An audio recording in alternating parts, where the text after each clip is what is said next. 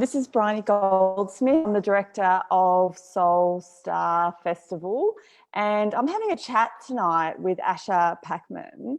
Asha is one of our awesome speakers at our event this March the 1st. He's actually spoken at a few of our events, last events.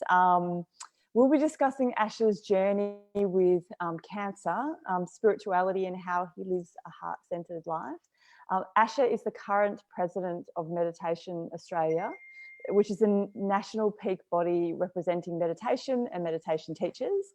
Asha is a qualified mindset coach with a Diploma of Leadership, coaching and mentoring, and a registered meditation guide. Asha is also a certified HeartMath and Wim Hof method instructor. Welcome, Asha. Hey, thanks for having me, Bryony. Thank you for chatting with me. And if anyone, I haven't checked if anyone's watching yet, but if you are, please ask Asha any questions and I'll ask them to him. But I just want to start with the fact that a lot of people obviously, know you're a meditation teacher and they see you speaking on stage and you're really incredible at what you do. And I guess I didn't mention that you also have your own centre. But a lot of people don't know that you've been living with cancer, for 10 years now. And I guess, as you know, one in two people now get cancer?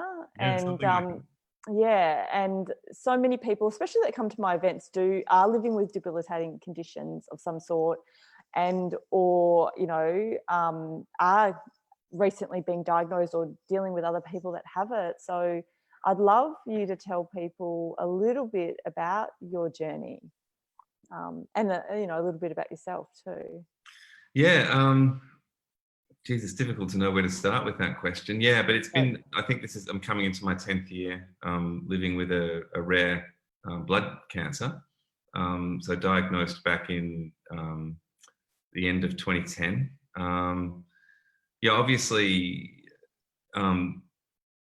it came as a bit of a shock, but it was. I hadn't been feeling well for quite a while at that time in my life, and so in that sense, it kind of wasn't so surprising. But I was finding it very difficult to get a diagnosis, and I'd had a few stresses and pressures in my life right before that time. So I was kind of putting it down to stress more than anything else. But I reached a point when I really had to dig in and try to figure out what was going on with my health, and eventually kind of narrowed it down to some very specific blood tests, and they came back with this rare cancer. So from that point on, my life had to change quite a lot in order to sort of accommodate that. But it's interesting because at the time you think it's the worst thing that could possibly happen to you, but looking back now over the last 10 years, it's kind of changed my life in some very positive ways. So it's hard to say it's a blessing, but at the same time, some blessings have come from it. I know that you totally changed your life since being diagnosed, or I remember the conversation that you had a completely different career before. So in what way has it impacted your life? Obviously you say it's not so much a blessing, but what have been the blessings from being diagnosed? Yeah, well, prior to that, and a few other things which happened around the same time. I'd been almost 20 years in corporate life, kind of traveling around the world, living in Hong Kong and London and various other places. But living that very externally facing lifestyle, trying to find my happiness kind of out there somewhere, whether it's titles or pay rises or bigger houses or faster cars. It was that kind of thing. But realizing inside, I wasn't really that happy. But then I just tried to get more of those things outside of myself. And it wasn't until cancer and a few other things came along that I actually kind of turned the dial and started focusing on what was going on inside me rather than outside of me. And so everything kind of changed from that point. I gave up my corporate career, got really heavily into meditation and sort of opened up my spiritual world, and everything kind of changed from there. And as I started to change as a human being, I found that people started to come and ask me questions about their own lives, and you know how it goes, Brian. I'm sure the same thing kind of happened to you in a certain way, but and then from that point on, I realized that I actually had something to share, that I had a gift that I could share, and it slowly became my focus and my priority in life. And then I realized that the more I was of service to other people, the happier I was becoming. So even in amongst living with a chronic illness. Yeah, well, it's I say this all the time because obviously I work with so many different practitioners and facilitators, and there are some that really stand out to me where I look at them and go, I watch them on stage, or I watch them, taking yoga or whatever it is, and I can just see their soul shining through. I can see that they've been put on this earth to do what they do. And you're one of those people that you just light up the stage when you're talking, and people are just, want to know what you have to say. So I know Kate Williams, I'm always mentioning her because she's a Soul Purpose channel, and she always talks about like our journey. There's some catalyst, or, something that's prepared us to take on a part of our lives where, we're meant to be doing what we're doing. And so, for me, it feels like it's just something that you're supposed to be doing and sharing. 100%. I mean, you're right. And I think that if you're not living, your higher purpose, or you're not quite on track, the universe has a wonderful way of kind of letting you know that. And I always talk about the feather, the brick, and the train. It's like, the universe is always giving you a little tickle under the chin saying, you need to address this, you need to address that, to kind of correct your course a little bit, the arc of your life, if you want to call it that. And if you don't listen to those subtle messages, they tend to get louder and louder. The universe kind of gives you the lesson at the level you need to hear it in order to wake up. And for me, I was 40 years old when all this happened, and the diagnosis and some other major things that occurred in my life. So obviously I hadn't heeded the call very well up until 40, because I had been feeling disconnected. I had been feeling all these things. I was getting the tickles under the chin the whole time. But, I guess, dare I say it, like a typical bloke, I just wasn't listening. And so in the end, I needed, a very, very serious, wake-up call. So, for me, that was what it was. And it came late in life. I've only been doing this work for that time, for 10 or 11 years. So I had 40 years of kind of experiencing another way of living. And I guess, so when I speak, I'm coming from that point of having all that experience, I guess. So, and in my world, I deal with a lot of particularly younger men. And so for me, I'm coming across to them as a bit of an elder as well, being a little bit older and a little bit wiser. And so maybe my words have a bit more gravity, particularly with those guys. And how has your life changed? Obviously, like looking at yourself then and knowing what your life's like now, and even if you did need that freight train to hit you to change your lifestyle, how, obviously you're also dealing with a condition that doesn't make you feel well. So obviously it would be different if you'd taken this up when you were obviously healthier in that sense, but how has it changed your life?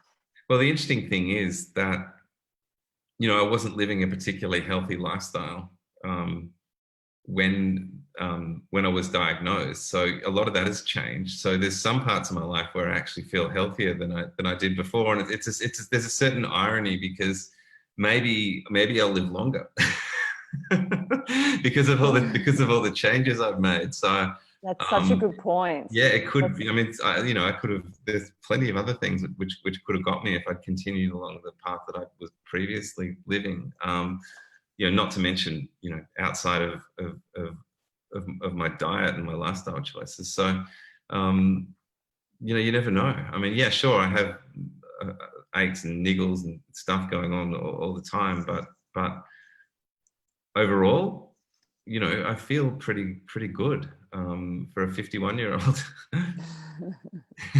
Well, you look good for a 51-year-old as well. And, like you said, I know, 42-year-old men that drop dead of a heart attack with no warning. So 100%. This happens all the time. And, I'm often in my world, I'm picking up the pieces of people who that's happened with their partners or you know, and loved ones and family members and stuff like that. Because as you know, I do a fair bit of work um, in helping people deal with grief and dealing with death. So yeah, like I'm well aware of the situation, of the human condition, if you will. Yeah. Well, that's really what life's about, isn't it? I mean, I find for myself, all the experiences that I have that haven't been the most pleasant and haven't have been really challenging emotionally or, you know, health-wise, have given me, you know, the biggest growth as a human being. And for me, because, you know, I do channel information, it comes to me always after something really hard or heart-wrenching to go through has come, and therefore I know I've got something to share with others to help and support them. Have I lost you? 100%. Yeah. What's that? No, I thought I lost you for a second there because the screen. Oh, no. Still here. So to me, what your life experience has got so much to give others. And what have you found, like, connecting? Because obviously, and I know for myself, I was so blocked once, and I'm so much more connected and so much more, have more of an understanding of what's going on and how things affect me, because I'm not as blocked as I was, or unconscious. So how has, you know, connecting spirituality and meditation, you know, a lot of people, as you know, think they can't meditate, or think when they go for a run that's meditation or whatever. Having like a regular practice, what has that done for you in your life? There's a couple of parts to that. Firstly, just in talking about the growth from discomfort, like I'm a huge believer in that, you know, we learn the most from when we're deeply uncomfortable. And that's certainly been the like a big learning in my life. It's like when things are going well for you, there's kind of nothing to see here. There's nothing to learn, you know? So that's when we dig in. So I'm a big believer in that. And it's a similar, in fact, I can kind of segue across to your question about meditation from there, because a lot of people use meditation as just another way of bypassing that discomfort. So, you know, a lot of people potentially come to my classes or any other meditation teachers' classes will be thinking, oh, here's an hour, or here's half an hour, here's 20 minutes, or I can actually float above my problems. You know, and meditation's great because I don't have to think, therefore I don't have to kind of dig into where I'm hurting and explore my pain. But for me, real meditation is kind of the opposite. A mentor of mine once described meditation as a head-on car crash with your deepest fears. And I'm like, that's kind of more the way I think about it. It's allowing yourself to go to those places, allowing yourself to kind of step back and just observe what's going on rather than get caught up in the detail.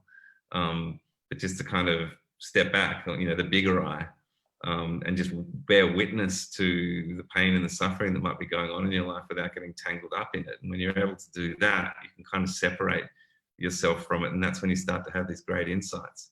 So yeah, for me, rather than floating above them, meditation is kind of sitting in them, but in a way that you're not associated with, you know, you're not completely in the pain, in the suffering, you're kind of just bearing witness to it and allowing it to be okay.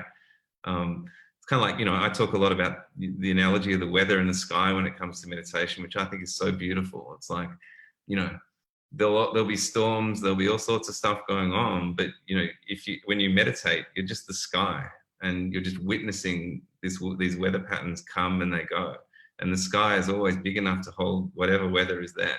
You know, behind the weather, there's this lovely blank canvas of a sky, and it's just there.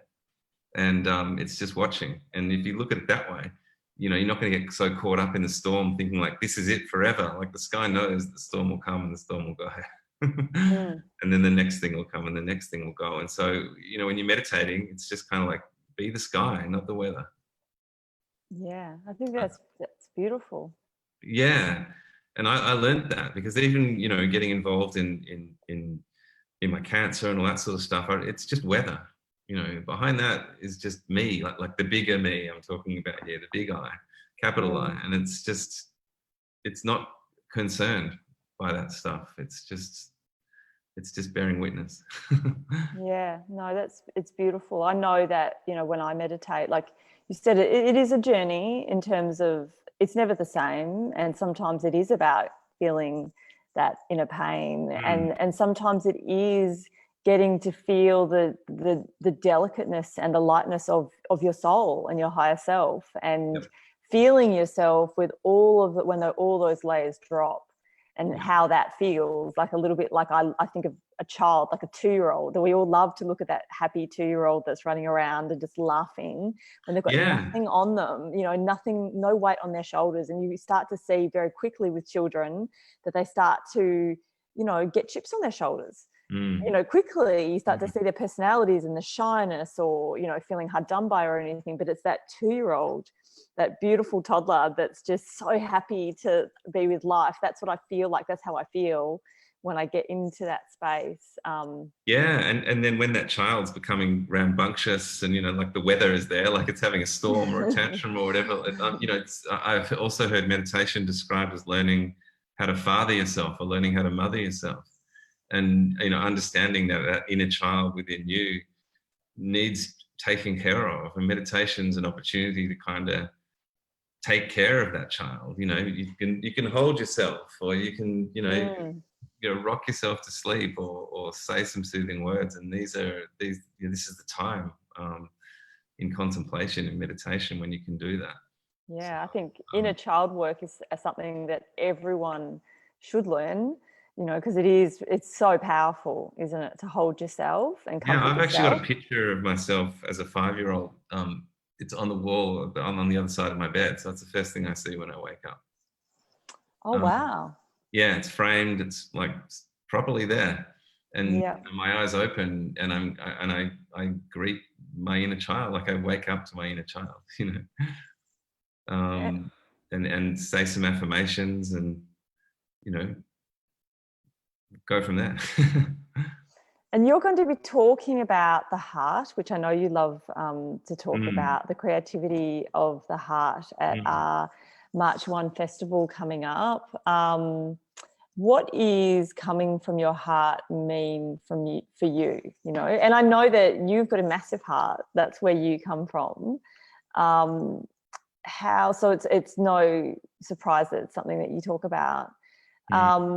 What does it mean to live through, you know, through your heart? Because I know, especially for 2020, that's a bit of the theme, Yeah, is it to get is. out of your head and into your heart. So, you know, for this year, what is that about, and what can people start implementing in their lives? Yeah, look, there's a couple of things that come in as you were speaking. I mean, more generically, I'm not talking about 2020 per se, but more generically, like we're built physiologically, we're designed to live from the heart. You know, it's actually the place where we meet the environment around us. It's, you know, when basically wherever we go, we're just an exchange of energy with the environment, and that's basically happening from the heart space. You know, when we feel into the energy around us, it's the heart which is feeling that first, and from there it's sending signals up to the brain, which eventually end up in a thought form. And it's just that it feels like when you're in a body that it's the thought that happens first. But what's actually happened is a whole lot of energy exchange and a whole lot of information which is moved between the heart and the brain, but it's the heart which is doing the feeling into any situation first.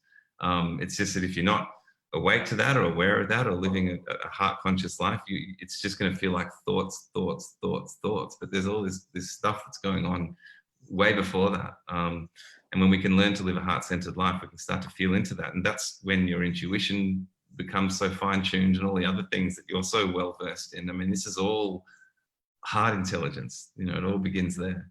You know, so for me, it's giving people a practical experience of that.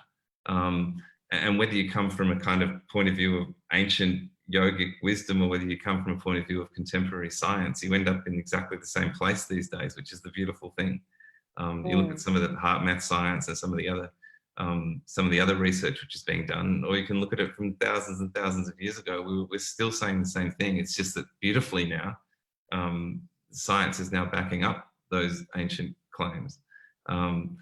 So yeah, that's it from the point of view of the practical side. But for 2020, for me, I guess what's been coming through for me is, obviously we began the year and it's still very present with all the bushfires and all the stuff happening around Australia. And for me, I was just feeling a lot of existential, almost grief around that in my heart. It felt like everything I was doing in my micro little world was kind of meaningless when all this hugeness was happening around me. It's like, what difference can I possibly make?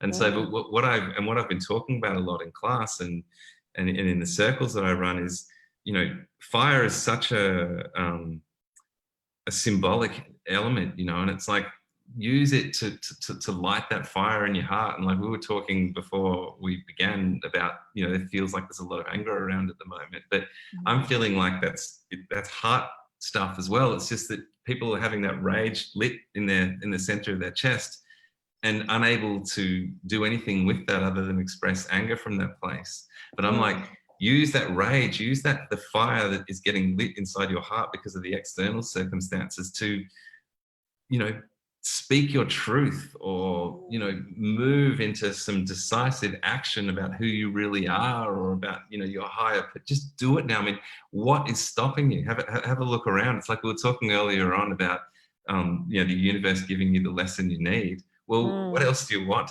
What else do you want? You know what I mean? This is huge. So step into that place. Like it's all about the fire in the heart. It's all about, positive rage for love. Yeah, it's interesting that you say that, because what had been coming to me was slightly different, but actually our journey's the same in terms of how we've looked at it. And so a couple of people have just said, there was a lot of love also, and that's so true. A lot of people were giving and got together and created events or created something or gave money, and that's a beautiful thing about a tragedy. But with what came to me with a lot of the anger that was coming around was that, when we feel anger, it's because we feel disempowered, and we feel like that if we're angry unconsciously, that we will feel empowered, but it's a false sense of empowerment. So what you're saying, because what I would say to people is, do things to make yourself feel true, authentic empowerment, which would be, like you say, taking positive action, coming from your heart. Maybe it would be starting a charity or giving money, or having a look in your life and going, well, what can I do? Maybe I will, buy more environmentally friendly products. Maybe I might, take some sort of like positive action, which is exactly the same as what you just said. It's 100% the same. And obviously I completely agree with people that are saying there's a lot of love out of this too, because again, what's happened is a fire has been lit in your heart, right? And a lot of people, I'm hoping just about all people would feel, raging for love. So, some people will express anger from that place, but a great many people will express love. And we've totally seen that, and you can actually look historically at tragedies that have happened and seen such great expressions of love afterwards. Like there's some research around what happened after 9/11 in the US, and their happiness index basically went off the charts because people were going out of their way to help one another. Like a 14-year-old boy might help an old lady across the street with a bag of shopping instead of looking the other way. And so oftentimes we find it, this is where I get to with my death work as well. Like use death as a beautiful teacher. I mean, she's the teacher that's hidden in plain sight. If you meet another human being and you can see into their eyes that, we're all destined for this same journey, then how can there be such a thing as road rage coming from that place, So it brings everything back to this sense of humanness, and connection and all these wonderful things. So, and hopefully this situation can generate that. I think it's a beautiful thing. But I've been coming up, I talked about the fire in the heart. It's interesting because my mantra for this year has been the word focus. And the word focus is actually a Roman word meaning domestic hearth. and often used as, often defined as sacred fire. And so for me, when I talk about focus or heart focus, you're actually talking about a sacred fire, you know, within you. And I think that's beautiful, because even the word hearth has the word heart in it. And it also has the word heat in it and all these beautiful things. So it's like, let's stoke that inner hearth. And to me, that's the heart work, you know. And that's right. If people can be more connected, and I mean, I got shivers when you said what happened after 9/11. I didn't know that. But what I do know is that there's not a charity on this planet that hasn't been started by somebody that had something terrible happen to them, and they felt so disempowered and so alone that they didn't want other people to feel that. So they created something to help others. So, you know, it's only through this adversity that, you know, people do grow and people can support one another. And so there's always, I guess, there's always beauty in everything, even if we can't completely see it. Oh, 100%. So for me, you know, there's a great opportunity right now, you know, and as Australians and as global citizens, like we're kind of going through a collective rite of passage, you know, and it's trial by fire right now. And, you know, we can either come together and come together in love and connectedness as a result of this, you know, or not. Like, now's the time, I think. 100%. Now, I've got one question here from Justine. I've only just started trying yoga nidita as a tool to assist me with PTSD, anxiety, and depression. It has helped me sleep, but I'm too avoidant because of my symptoms to be able to start understanding meditation and inner child meditation. Any advice on where to start? It's a big question. And that's a very unique journey, because it really does differ from person to person. So I hate to give out this kind of blanket advice, because it can be different depending on where you're at as a human. But I'd just say, you know, start gently. I find a lot of people, they just jump in too quickly and they're just doing everything, and you know, typically, you know, that's too much. But find the type of meditation that resonates with you. Wouldn't you say, Bryony? Like, there's so many different things that you can do out there. There's no point in persisting with something if it just feels counterintuitive to you, or it's just not working for you, regardless of what the teacher says or anybody else.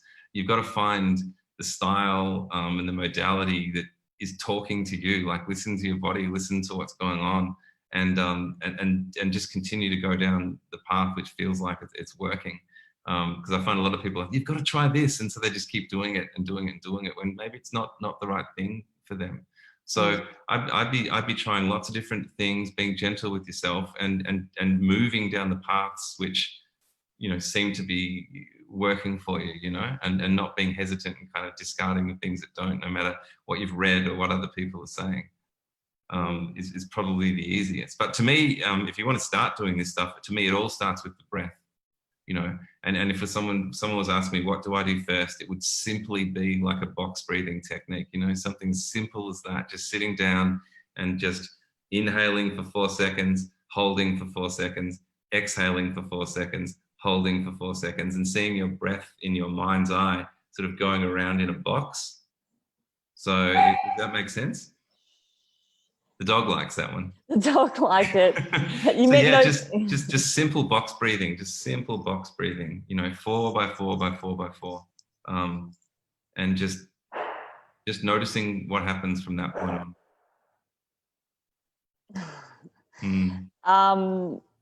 Yeah, I totally agree with Asha. And I also think that if you are having some really bad anxiety, because I don't know where you're at with your PTSD, that, you know, for me personally, and everyone's different, when I was doing a lot of my inner child work, I had a practitioner supporting me through that. And now I'm at the point that I actually still see her occasionally, but I can do that to myself whenever I want, and I can do self-healing and everything. And so if you can afford that, that can be good if you're in a really challenging situation and it's too scary to do it on your own. But other than that, I think Ash's advice is really great.